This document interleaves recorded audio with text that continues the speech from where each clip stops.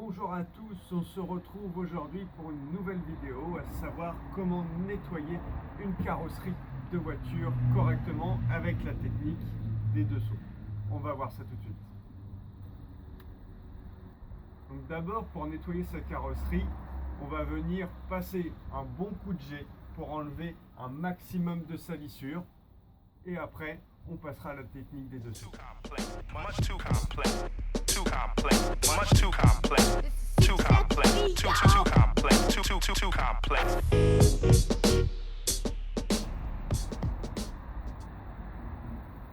Donc voilà, on a passé un coup de jet sur la voiture, on est parti du haut vers le bas pour que les salissures tombent par terre et pas soient mélangées.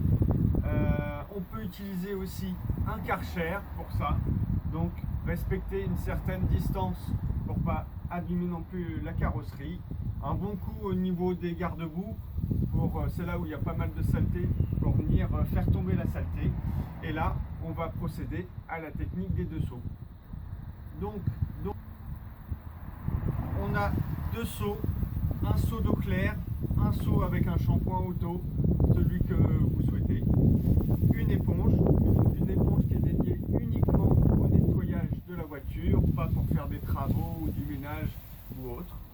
On va venir plonger l'éponge dans le seau avec le shampoing et on va venir nettoyer la carrosserie.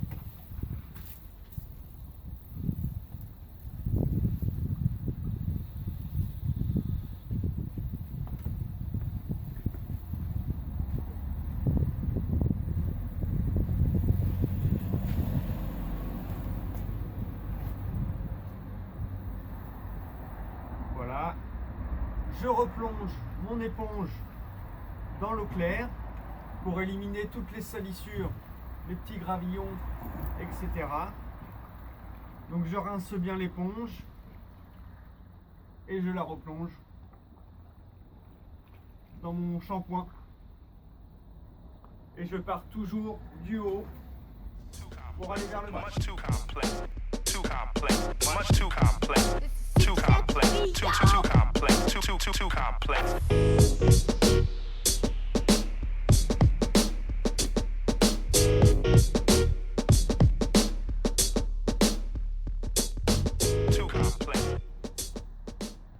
Et voilà, donc j'ai nettoyé une partie de la voiture. Donc on va rincer. Donc toujours faire par petite quantité. Là moi j'ai fait sur un flanc de la voiture pour qu'on puisse se rendre compte de la méthode. Maintenant on travaille toujours par petits tronçons, c'est beaucoup plus efficace. Donc là on va venir rincer toujours du haut vers le bas.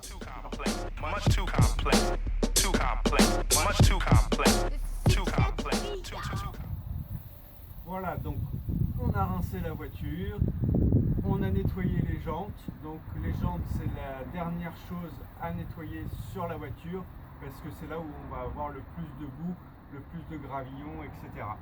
Donc si vous ne savez pas comment nettoyer vos jantes, j'ai fait une petite vidéo comment nettoyer ces jantes. Vous pouvez aller voir sur ma chaîne. Et on va attendre quelques minutes, attendre que la voiture sèche légèrement et on va venir terminer le séchage avec un chiffon microfibre. Donc voilà mes deux chiffons. Donc j'ai un chiffon pour enlever les grosses gouttes qui peuvent rester et un autre pour vraiment la finition. Donc comme toujours, je pars du haut vers le bas.